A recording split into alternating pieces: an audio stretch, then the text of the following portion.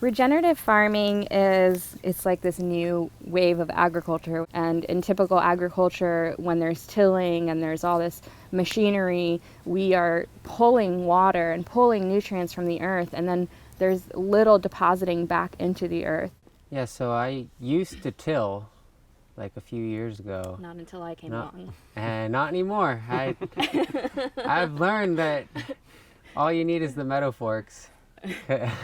And I did a little experiment where one year I meadow forked up some and just planted some plants there, and then I tilled some, and it just showed that, you know, the ones that I just meadow forked, the plants were way bigger and healthier. And also building up the web of life that's happening right underneath us, like this communication that to me is interesting because it really reflects like the internet that we have nowadays, this worldwide communication that's happening. And I really believe that the mycelium and mushroom culture is like so wise and really knows what she's doing. Then we took the old weed stalks from last year first, put them down so we have air circulation for the bottom. And old brush and stuff, but mostly the weed stalks, because they're really great for that. And then we start layering green grass, dry hay, and manure, and then just keep lasagna layering it up until it was like, you know, it was about this tall at the end. So. Covered with a fresh layer of green grass.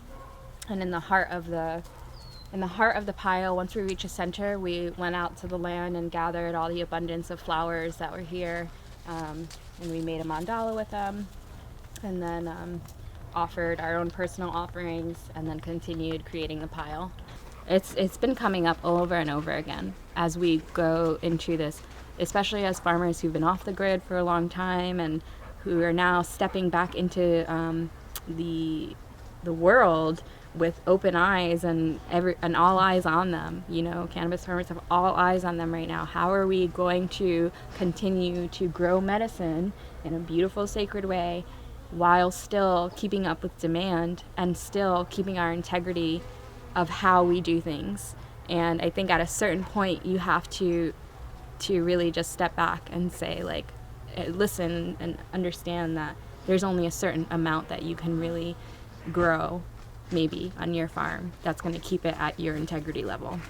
I come out here and touch the plants. I go around and smell every one of them and make sure they're all doing well, and, you know, kind of talk to them and, you know, give each one energy. Being a regenerative farm to me is really just being in tune with what's going on around you, you know, and just being a part and witnessing the magic unfold. So when we think of regeneration, just like you do to the mind, body, soul, just like cells recreate themselves, we have the earth recreating herself constantly over and over again. And we're only here as assistants and as stewards of the earth. We listen to what she wants and we provide.